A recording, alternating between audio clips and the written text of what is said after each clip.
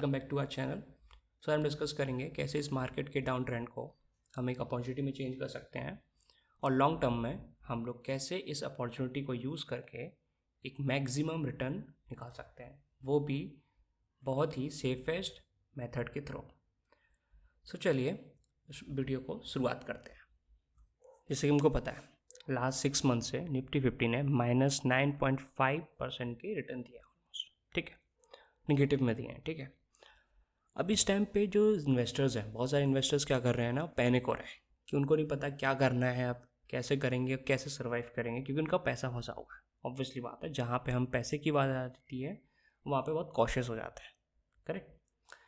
सो पहले ये समझ फाइंड आउट करने से पहले कि इसको अपॉर्चुनिटी कैसे बनाना है, पहले हम ये फाइंड आउट करते हैं हिस्ट्री में ऐसा कुछ हुआ है क्या, और हुआ है तो उसको समझने की कोशिश करते हैं, ठीक है।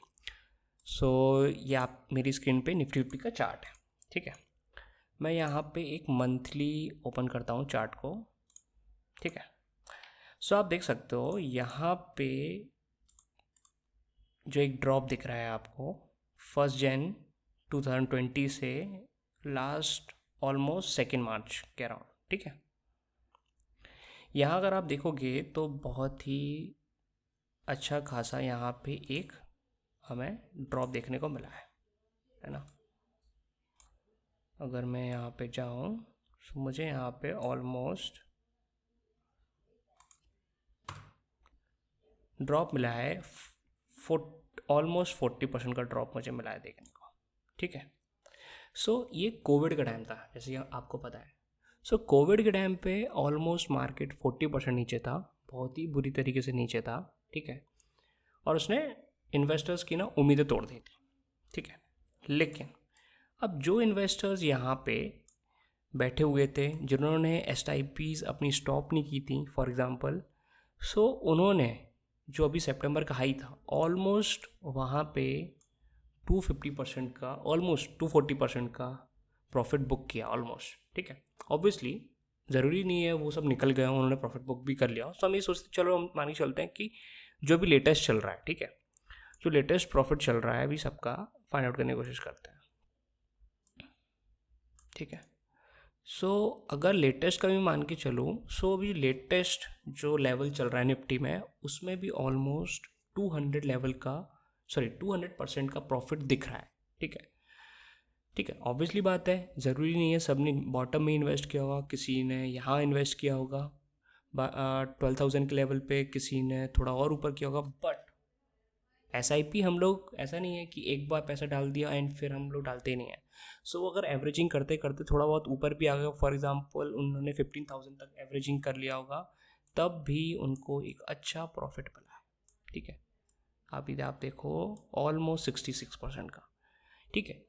सो इससे क्या पता चल रहा है, इससे ये हमें पता चल रहा है कि जो गिरावट होती है, ठीक है, अभी पुराने टाइम की मैं बात नहीं करूँगा, पहले बियर मार्केट चलती थी वो सालों चलती थी, ठीक है।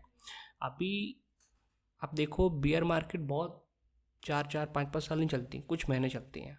हाँ ज़रूरी कुछ महीने, जैसे कि देख सकते हैं कि 1994 में सेंसेक्स ने 8 मंथ्स का बियर मार्केट दिखाया था, अभी ऑलमोस्ट 5 to 6 मंथ से दिखा रहा है, ठीक है। सो हो सकता है ये और 3-4 महीने चले, बट एक लॉन्ग टर्म में जब आप 4 साल 5 साल की आप व्यू देखते हो तब आप एक अच्छा प्रॉफिट बना सकते हो, ठीक है। अभी ये जो प्रॉफिट है, ठीक है, हम इंडेक्स में देख रहे हैं, वो भी निफ्टी 50 के। सो आप निफ्टी 50 में भी एक बहुत अच्छा इन्वेस्ट करके एक लॉन्गर टर्म में 5 to 6 ईयर्स के बाद एक अच्छा प्रॉफिट बना सकते हो। अभी मैं वो आपको दिखाता हूँ आप कैसे बना सकते हैं। सो देखिए ये निफ्टी 50 के में स्टॉक्स हैं सारे, ठीक है। निफ्टी 50 में टॉप सारी कंपनीज़ हैं निफ्टी 50 की, ठीक है, 50 कंपनीज़ हैं, ठीक है। अगर मैं आपको बोलूँ कि आप इन सब में इन्वेस्ट कर रहे हो, ठीक है, निफ्टी 50 में कौन सी कंपनीज होती है जो बिजनेस स्टेबल्स हैं, जैसे कि रिलायंस हो गया, HDFC, TCS, Bharti Airtel, ICICI बैंक, Infosys, these are stable companies, ठीक है।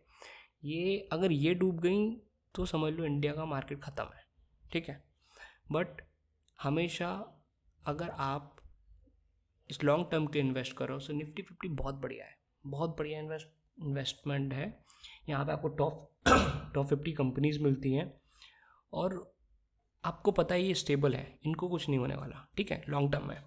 सो हम निफ्टी 50 में इन्वेस्ट कर सकते हैं। अब निफ्टी 50 में 50 कंपनीज है। अभी आपको क्या करना होगा, सारे 50 कंपनीज में इन्वेस्ट करना होगा स्टॉक्स के थ्रू, ठीक है। आपको फाइंड आउट करना होगा किसका क्या कितना रेशो है, ठीक है, स्टॉक्स में। अब ये चीज़ करना ना बहुत डिफ़िकल्ट हो जाएगा, क्योंकि इसको मैनेज करना थोड़ा बहुत फ्लक्चुएशंस भी होते हैं। फॉर एग्जांपल कभी रिलायंस का 18% है, कभी 16%, वो आपको मैनेज करना पड़ेगा, ठीक है। सो ये डिफ़िकल्ट हो गया। अभी बहुत मेहनत करना पड़ेगा। हाँ, अगर हमको इस मेहनत से बचना है, ठीक है, ऑब्वियसली हमको मेहनत से बचना है, जिससे हम अपने टाइम को कहीं और यूज़ कर पाए। सो हम क्या कर सकते हैं ना, निफ्टी 50 के इंडेक्स फंड्स में इन्वेस्ट कर सकते हैं, ठीक है। ये उन्हीं कंपनीज में करता है जो निफ्टी में लिस्टेड है। सो फंड मैनेजर खुद ही काम कर रहे हैं ये सब, ठीक है। सो हमें ज़रूरत नहीं है वो काम करने की जो फंड मैनेजर ऑलरेडी करके दे रहे हैं, ठीक है। सो अगर मैं आपको दिखाऊं, ये भी 6 मंथ से देखिए ऑलमोस्ट सेम रिटर्न इसने दिया है नेगेटिव के, ठीक है। सो आप मैच कर सकते हो और सेम ही रहेगा, ठीक है। थोड़ा बहुत ट्रैकिंग एरर रहता है डेफिनेटली, ठीक है। अभी जैसे आप देखो, मैं 5 ईयर्स का डेटा बताता हूँ। 5 ईयर्स में मतलब ऑलमोस्ट 2020 का है, ठीक है, just before the lockdown I guess. और यहाँ पे आप देखो 2025 7 मार्च, ठीक है, जो लास्ट ट्रेडिंग सेशन था, निफ्टी ने 17% का CAGR दिया है, कोई बुरा नहीं है, ठीक है। हम एवरेज बात करते हैं 12% 13% की, ये 17 है। आप सोचो, ऑलमोस्ट सॉरी 18% हो गया ये तो, ठीक है। और ये तो 7 आता है, इतना 6 मंथ गिरने के बाद इतना तब भी दे रहा है ये, ठीक है। सोचो सितंबर में कितना दे रहा था, ठीक है। दूसरा, अगर मैं आपको दिखाऊं इन इसके और सारे इंडेक्स फंड्स, सबका सेम है, देखो 33 ईयर्स का सेम है, थोड़ा बहुत डिफरेंस मिलेगा आपको, ठीक है, जो मैंने बताया ट्रैकिंग एरर रहता है, ठीक है। और लाइफ टाइम CAGR भी देखो सेम रहता है, ठीक है। अब आपको चूज़ कैसे करना है कि कौन सा इंडेक्स फंड आपको लेना चाहिए। सो देखो, इंडेक्स फंड लेने से पहले या कोई भी म्यूचुअल फंड लेने से पहले ना, हमें ना कुछ चीज़ों का ध्यान देना होता है। फर्स्ट, इंडेक्स फंड आप ले रहे हो तो उसका एक्सपेंस रेशो कितना है। तो जैसे कि देखो HDFC का एक्सपेंस रेशो है 0.20, ठीक है। और मैं अगर यहाँ पे दूसरा इंडेक्स फंड निकालता हूँ, ठीक है, UTI में निकालता हूँ, ठीक है, और इसका एक्सपेंस रेशो देखेंगे 0.17। सो एक्सपेंस रेशो के सामने UTI ज़्यादा बेटर है, ठीक है। मैं ऐसा नहीं बोल रहा हूँ UTI में आप डायरेक्टली इन्वेस्ट करिए, बट कुछ चीज़ें होती है जो हमें देखना पड़ता है, जैसे कि मैंने बताया ट्रैकिंग एरर हो गया। एक्सपेंस रेशो जितना कम रहेगा उतना ज़्यादा बेटर रहता है, क्योंकि उतना पार्ट ऑफ योर इन्वेस्टमेंट ना, या आपके वो प्रॉफिट का ना वो ले जाएंगे, ठीक है, वो पैसा ले जाते हैं, ठीक है। सो एक्सपेंस रेशो जितना कम होगा उतना ज़्यादा बेटर है, ठीक है। आप और भी कंपेयर कर सकते हो, ये टिकर टेप है, आप और भी वेबसाइट्स को यूज़ कर सकते हो, स्कीनर्स एंड अलग अलग डिफरेंट वेबसाइट्स को ट्रैक कर सकते हो ईजिली, ठीक है। और यहाँ पे देखो आपको लिखा भी रहेगा स्कीम वगैरह, ठीक है, रेशो वगैरह सब कुछ आप देख सकते हो। पी क्या चल रहा है, सबका ऑलमोस्ट सेम चल रहा है, ठीक है। स्टैंडर्ड डेविएशन भी सबका ऑलमोस्ट सेम चल रहा है, ठीक है। सो ज़्यादातर चीज़ें सेम ही मिलेंगी, क्योंकि इंडेक्स फंड का मतलब ही होता है मतलब किसी भी इंडेक्स फंड में आप लगा रहे हो, निफ्टी 50 का इंडेक्स फंड में लगा रहे हो, तो उसका मतलब यही होता है कि वो आप निफ्टी की टॉप 50 कंपनीज में लगा रहे हो। और भी इंडेक्स फंड्स होते हैं, नेक्स्ट 50 होता है, मिड कैप, स्मॉल कैप, उनके बारे में बाद में बात करेंगे। But this is a very safest way, क्योंकि निफ्टी 50 ही अगर आपका लॉन्ग टर्म में प्रॉफिट दे रहा है तो कोई नहीं देने वाला, ये मान के चलिए आप, कोई नहीं देने वाला, ठीक है। So this is the group of companies जो टॉप 50 कंपनीज है, ये इंडिया को बहुत संभाल के रखती हैं। जैसे आपने सुना होगा, रिलायंस जब चलता है तो निफ्टी को घोड़े की तरह खाता है, और वही रिलायंस जब नहीं चलता है ना, तो बिल्कुल डुबा देता है, ठीक है, निफ्टी को। सो वही होता है। सो रिलायंस है, HDFC, these are the top companies, वही आपको निफ्टी 50 में मिल रही हैं। सो आप इनके थ्रू इन्वेस्ट कर सकते हो, चेकआउट कर सकते हो, ठीक है। So index fund is a very safest fund. So हमने इस वीडियो में क्या देखा, चलिए क्विकली रिवाइज करते हैं। सो हमने ये देखा कि हिस्ट्री में जब भी गिरा है, सो लॉन्ग टर्म में उसने प्रॉफिट दिया है, ठीक है। सेकेंड चीज़, सबसे सेफेस्ट वे क्या होता है इन्वेस्ट करने का, इंडेक्स फंड होता है, ठीक है। इंडेक्स फंड भी कौन सा, निफ्टी 50 का इंडेक्स फंड, ठीक है, क्योंकि उसमें टॉप 50 कंपनीज है, ठीक है। और फिर हमें क्या देखना है, थर्ड चीज़ एक्सपेंस रेशो देखना है कि इसमें कितना कम है। फोर्थ, हमें क्या देखना है, ट्रैकिंग एरर चेक करना है।